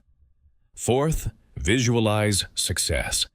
Mentally replay moments where old patterns ran, but this time see yourself responding from your new programming. Your subconscious stores this as a corrective experience. Fifth, install before sleep. As you drift toward sleep, focus on the new belief or identity you're installing. Let it be the last thing in your conscious mind as you transition to sleep. This evening session turns your day into raw material for reprogramming. You're learning from both successes and setbacks. You're consciously correcting errors through mental rehearsal, and you're using the hypnagogic state to deepen the installation of new programming. The weekly deep reprogramming session takes 60 minutes and happens once a week, ideally on the same day and time to create consistency. This is where you do intensive work on a specific limiting belief or pattern. You take one thing you want to change, and you go deep. Start by mapping the pattern thoroughly. When does it arise? What triggers it? What emotion accompanies it?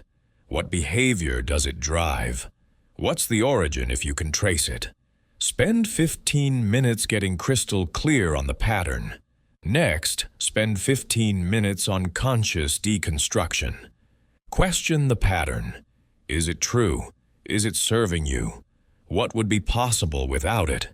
What evidence contradicts it? You're weakening its hold through conscious analysis. Then spend 20 minutes on intensive reprogramming, using all 4 languages. Create detailed visualizations of yourself without the pattern, embodying the opposite. Belief. Generate strong emotions. Repeat new declarations with conviction. Feel the identity shift in your body. This is focused, intense installation work. Finally, spend 10 minutes on integration planning. What specific actions will you take this week that align with your new programming? How will you respond when the old pattern tries to run? You're creating a clear action plan that bridges internal reprogramming to external behavior. This weekly session ensures you're not just doing surface-level daily practice. You're systematically dismantling and rebuilding the core structures of your subconscious programming. Here's what the 30-day implementation looks like. On day 1, you choose one primary belief or pattern to focus on for the entire 30 days. Don't try to change everything at once. Pick the one thing that, if changed, would create the biggest impact in your life. Maybe it's, I'm not good enough. Maybe it's, I always self-sabotage. Maybe it's, money is scarce. Whatever it is, commit to it for 30 days. For the next 30 days, you run the daily protocol consistently. Morning sequence, midday interrupt, evening integration. Every single day, no exceptions. Consistency is what rewires neural pathways. One day of practice does almost nothing. 30 consecutive days rewires your brain. You also do the weekly deep session every week, working intensively on that one pattern. Around day 10, you'll likely notice some shifts. Old thoughts don't arise as automatically. You catch yourself operating from new programming in small moments. Don't get complacent. This is just the beginning of neural change. Keep going. Around day 20, you might hit resistance. The novelty wears off. You're tempted to skip days. This is actually your subconscious pushing back because you're threatening established patterns. Recognize it as sabotage and push through. The final 10 days are where the real consolidation happens. By day 30, if you've been consistent, you'll notice that the new programming is starting to feel natural. It's not fully automatic yet, but it's accessible. Old patterns have weakened, new patterns have strengthened. You're operating from a different internal place. This is real change, not temporary motivation. After the initial 30 days, you have options. You can continue with the same pattern for another 30 days to deepen the installation until it's completely automatic. Or you can maintain it with lighter daily practice while starting a new 30-day cycle on a different pattern. I recommend going deep on one thing at a time, rather than spreading your attention across multiple areas. Over the course of a year, doing 4 30-day cycles, you can completely transform 4 major areas of your life. That's profound change, not through willpower or forcing, but through systematic subconscious reprogramming, using the principles and practices you've learned in this audiobook. Let me tell you about someone who applied this blueprint with extraordinary results. Her name was Lisa, and she came to me after decades of trying to overcome what she called her fear of taking up space. She was brilliant, talented, and accomplished, but she couldn't bring herself to pursue opportunities that would put her in the spotlight. She'd turned down promotions, speaking engagements, and leadership roles. She'd minimize her achievements and deflect compliments. She lived small, despite having the capability to live large. We traced the pattern back to childhood messages. She'd been told repeatedly to be humble, don't brag, nobody likes a show-off. Her family culture valued modesty to the point where any self-promotion felt shameful. She'd internalized the belief that visibility was selfish and that truly good people stayed in the background. This belief was destroying her potential. For her 30-day cycle, Lisa focused on one new belief. I deserve to be seen, and my visibility serves others. Every morning, she spent 15 minutes visualizing herself, confidently occupying space, speaking up, taking leadership roles, and seeing the positive impact that created. She felt what confidence felt like.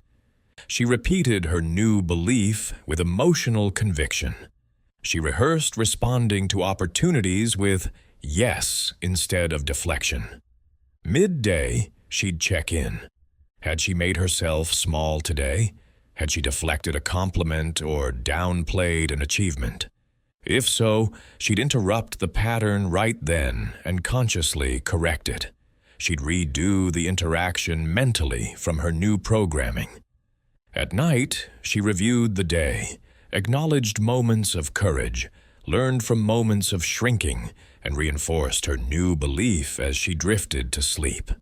In her weekly deep sessions, she systematically deconstructed the "be humble" programming. She questioned it ruthlessly. Where did it come from? Was it actually true that visibility is selfish? What was the cost of hiding? What evidence existed that contradicted the belief? She rebuilt a new understanding. Humility and visibility aren't opposites. Real service often requires visibility. By hiding, she was depriving others of her gifts. By day 15, Lisa accepted a speaking opportunity she would have previously declined. It terrified her, but she'd prepared for this. She recognized the fear as old programming, interrupted it, and moved forward anyway. The talk went well. People thanked her for her insights. This became evidence that visibility wasn't shameful. It was valuable. By day 25, she raised her hand for a leadership position at work. By day 30, she'd started planning a project that would require sustained visibility, something she never could have done before. 6 months later, Lisa was leading a team, speaking regularly at industry events and mentoring others. She'd completely transformed her relationship with visibility. Not because she forced herself through willpower, but because she systematically reprogrammed the subconscious belief that had been limiting her for 40 years. The 30-day blueprint gave her the structure to do what years of wanting and trying hadn't accomplished. This is what's possible when you stop trying to think your way into new behaviors and start reprogramming the system that generates behaviors automatically. You're not managing symptoms. You're not overriding patterns through force. You're rewriting the code. As we come toward the end of this audiobook, I want to address something important. You now know more about your subconscious than most people will ever learn. You have the tools to reprogram any pattern, install any belief, and create any change you desire. But knowledge without application is just entertainment.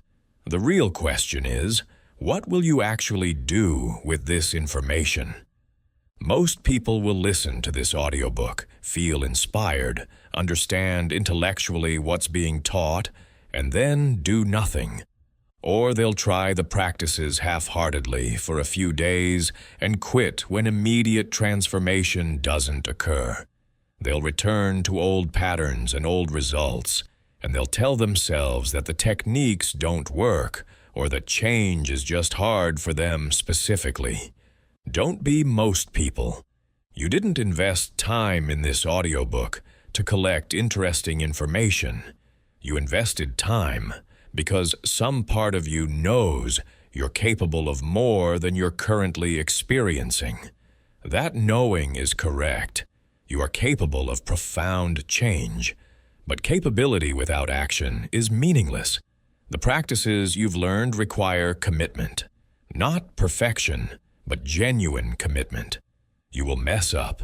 You will skip days. You will fall back into old patterns. That's normal. What separates people who transform from people who stay stuck isn't that the successful people never mess up. It's that they keep coming back to the practice. They don't use one bad day as evidence that they're broken. They use it as data, and they return to the protocol. This is important. The subconscious reprogramming process is cumulative. Every time you do the morning sequence, you're strengthening new neural pathways. Every time you interrupt an old pattern, you're weakening it. Every time you visualize your new identity, you're making it more real to your subconscious. The effect of one session is small. The effect of 30 consecutive sessions is transformative. but you only get the transformation if you do the sessions. So here's what I'm asking you to do.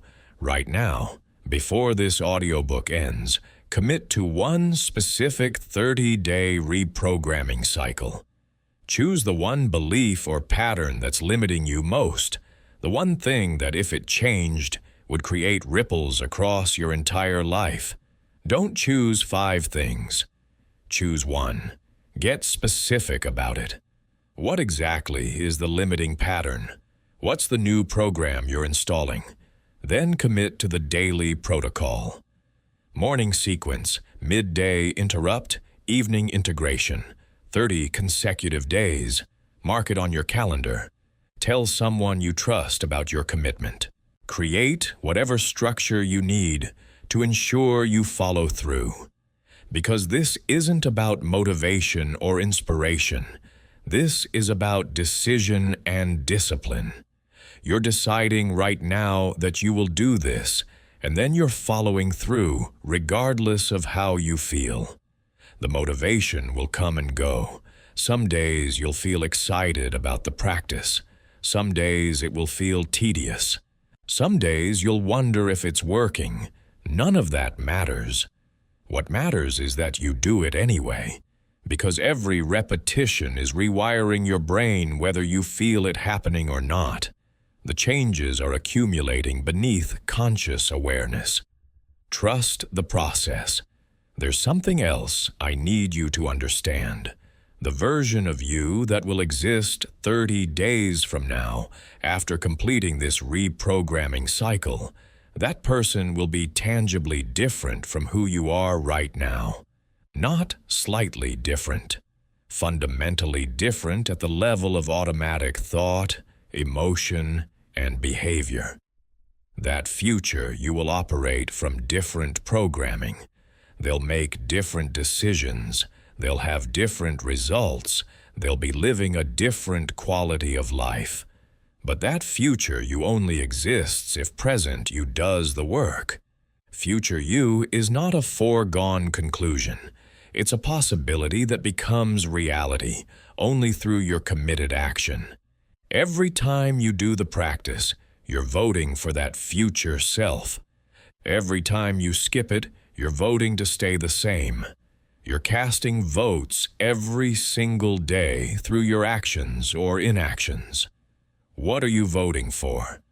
I've worked with thousands of people through this process.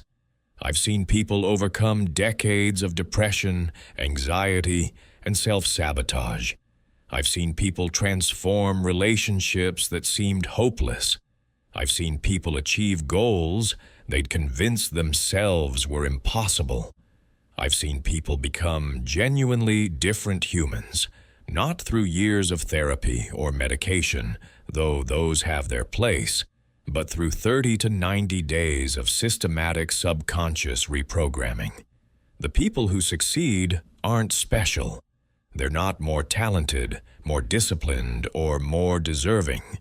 They're simply people who committed to the process and followed through. They decided that staying the same was no longer acceptable, and that temporary discomfort was a reasonable price for permanent transformation. They stopped looking for the perfect technique or the magic bullet, and they just did the work consistently. You can be one of those people. You have everything you need. You understand how your subconscious works. You know the language it speaks. You have the reprogramming protocols. You have the 30-day blueprint. The only question is whether you'll use it. Let me share one final story. A man named Robert came to me at age 52. He'd spent his entire adult life believing he was just not the kind of person who could build wealth. He'd worked hard, earned decent income, but never seemed to get ahead financially. He had no savings, significant debt, and a deep sense of resignation about his financial future. We identified the core program. People like me don't have money. Wealth is for others, not for me. This belief had been installed in childhood. His family had been working class and proud. Wealth was viewed with suspicion. People with money were different, and not necessarily in a good way. Robert had absorbed the belief that his identity and wealth were incompatible. At 52, he'd nearly accepted this as unchangeable truth. But something in him wasn't ready to give up. He committed to the 30-day protocol. He chose one belief to focus on. I am someone who builds wealth steadily and sustainably. Every morning, visualization and emotional installation. Midday, pattern interrupts when scarcity thinking arose. Evening, integration and reinforcement in the hypnagogic state. Weekly, deep sessions deconstructing the old program and building the new one. The first 2 weeks were brutal. His subconscious fought back hard. Every money opportunity triggered anxiety. Every financial decision triggered doubt. He wanted to quit, but he didn't. He recognized the resistance as old programming trying to maintain itself. He kept showing up to the practice. By week 3, subtle shifts appeared. He noticed opportunities he'd previously been blind to. He made different financial decisions. Small ones at first, but different nonetheless. By day 30, Robert's external circumstances hadn't dramatically changed yet, but he had. The resigned, helpless feeling was gone. The belief that wealth was impossible for him had weakened significantly. A new sense of capability had emerged. He continued the protocol for another 60 days, deepening the programming. 6 months after starting, Robert had paid off his credit card debt, established an emergency fund, and started investing. 1 year later, his net worth had increased more than the previous 10 years combined. Not because he suddenly earned more money, though that happened too, but because he was making fundamentally different decisions from a fundamentally different internal place. The person who believed wealth was impossible for him couldn't build wealth. The person who identified as someone who builds wealth naturally did. Robert wasn't special. His circumstances weren't particularly favorable. He'd simply reprogrammed his subconscious at age 52 and changed the trajectory of the rest of his life. If he can do it, so can you. The techniques don't care about your age, your history, or your circumstances. They work based on consistent application, period. So as this audiobook ends, you stand at a choice point. You can let this information fade into the background of your awareness. Join the thousands of other interesting things you've learned and not applied. Or you can treat this as the beginning of the most significant transformation process of your life. Your subconscious has been running your life on autopilot.